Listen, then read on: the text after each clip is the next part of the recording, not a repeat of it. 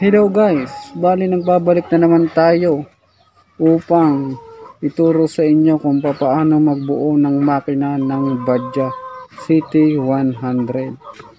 Iisa-isahin natin siya guys.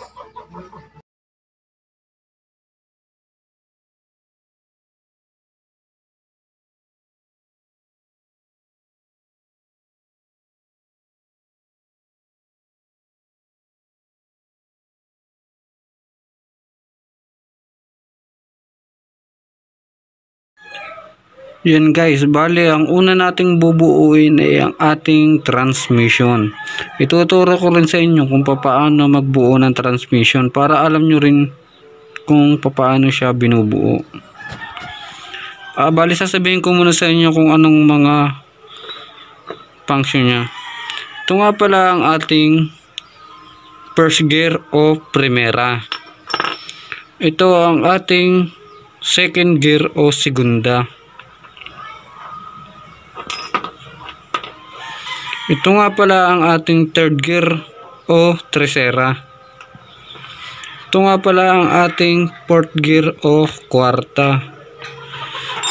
Bali guys, mapapansin nyo, paliit siya. Paliit talaga siya.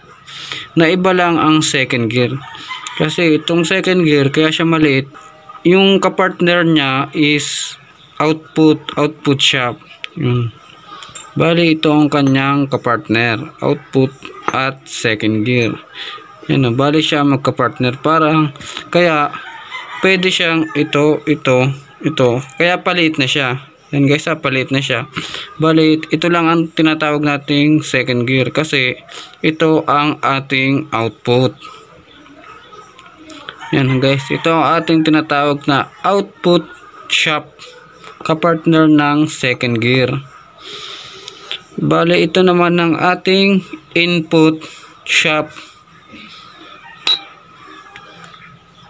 Ito yung mga adjustable niya pag magpapalit ng cambio. Yan, dalawang to. Kasi ito ang ating shift fork. Ito ang humahawak dito sa ating pagpapalit ng cambio. Yan guys. Tapos ito yung kanyang stick. Yan guys, ganyan siya. Bali, bubuuin na nga pala natin ang ating transmission. Tuturo ko rin sa inyo kung paano siya buuin. Yan guys, paano nga ba siya buuin? Madali lang siya guys buuin. Dito muna tayo magsisimula sa ating output shaft. Output shaft, itong ating third gear. Yan, tandaan nyo, output third gear, at ito nga po ng dalawang ito ang tinatawag nating circlip. Itong circlip na ito ang ating lock ng transmission. Yan guys, ganyan lang ang ating paglalagay. Ano guys, nakalock na siya. Para malaman nyo naman kung tama ang ating kombinasyon ng transmission, madali lang din guys. Ito nga pala ang technique para malaman. Ito guys ang paglalagay niya. Para malaman yung tama siya, dapat siya ay may play. Nagpe-play siya. Kasi pag baliktad to, hindi siya magpe-play. Walang ka-play-play. Kaya mali siya. Ito ang tama. Nagpe-play. Pinakataas nito ay primera. Yan guys. Ganyan guys ang tamang buo ng ating output transmission. Yan. Doon naman tayo sa ating input. Input,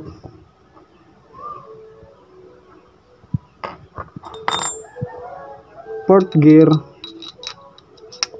Guys, kaya mali ito. At yung ating circlip. Yan guys, input, fourth gear. Bababa lang natin yung ating circlip. Yan guys, nakalock na rin siya. Hindi na siya matatanggal. Ang sunod natin ay yung ating ito. Yan guys, oh, nagpe-play siya. Binaligtad natin siya, nagpe-play din siya. Pero tingnan natin pag nilagay natin ang ating second gear. Yan guys, oh, kita nyo, hindi siya nagpe-play. Ibig sabihin mali siya. Babaligtad rin natin siya. Yan. Oh, nagpe-play na siya. Nagpe-play pa siya dito sa baba. Kaya tama siya. Yan guys, ganito ang tamang pagkakabit ng input transmission. Ito ang ating output transmission. Bale ganyan siya guys, pag sa nakakabit na siya, ganyan siya guys, oh. Kita nyo naman, oh. Bale ikakabit ko na siya at ituturo ko pa sa inyo mga technique para malaman kung tama ba talaga siya, tama ang ating pagkakabit. Bale ikakabit na natin guys yung ating transmission sa ating center crankcase. Bale ituturo ko nga pala kung ano to. Ito nga pala ang selector drum or drum change. Bale kakabit na natin yung ating transmission. Sa pagkakabit ng transmission, madali lang. Lalagay natin ang ating input sa dito. Bale ang bearing nga pala niya ay 6203. Itong kabila ay 6201. Pag maglalagay na tayo ng output is unahin muna natin ang ating primera. Yan, no. Hindi nyo kasi dyan mailalagay ng buo. Katulad ng input na sama-sama ko siya nilagay. Bali sa output naman hindi pwede. Uunahin muna natin ang ating primera, tapos isusunod na natin yung buong transmission.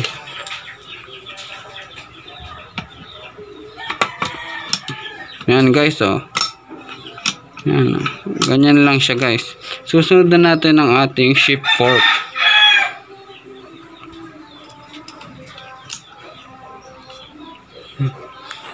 Tapos yung ating stick.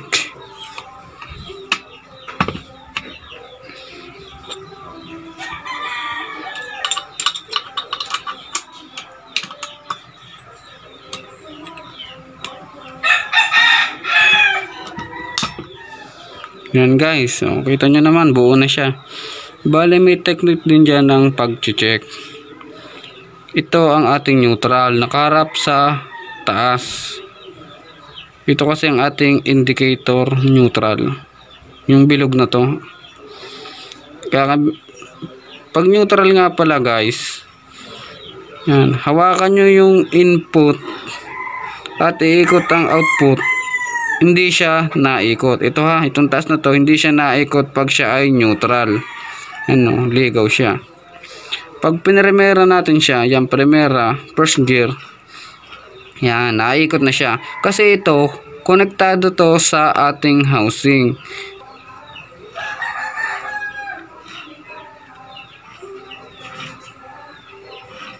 Naikot na siya guys. Ibig sabihin, okay ang ating primera. Sa segunda na tayo. Yan, segunda. Segunda. Naikot din siya. Naikot din siya. Di ibig sabihin, okay din ang ating segunda. Tama ang pagkakabit. Tercera. Yan, tercera. Naikot din siya guys. Di ibig sabihin, tama rin siya. At ang huli ang ating kwarta.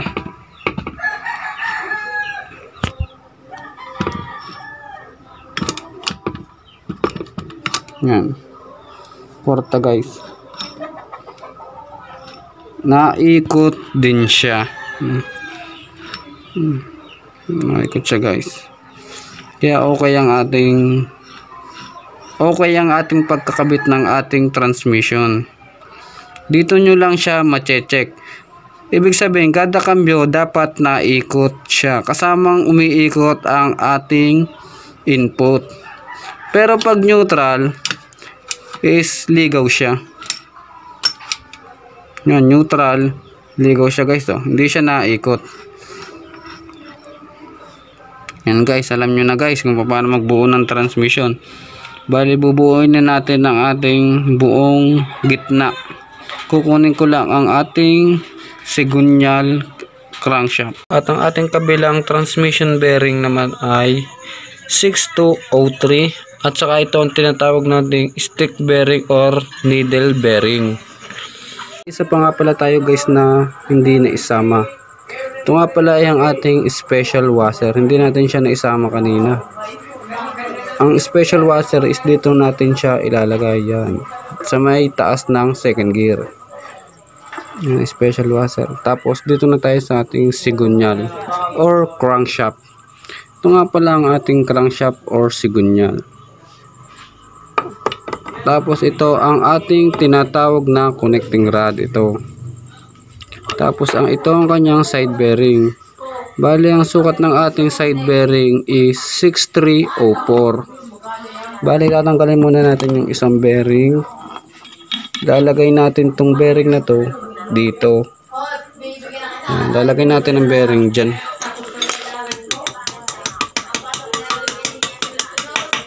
Yan guys.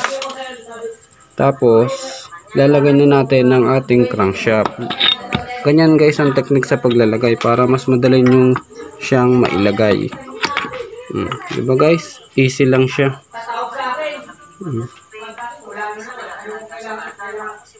Tapos lalagay na natin ng gasket maker.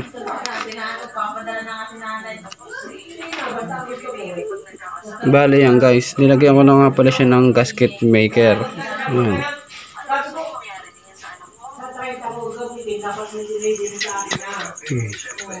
Pag nalagay natin ang gasket maker is isusunod na natin ang kabilang side ng crankshaft. Nalagay natin ang ating isang side ng crankshaft.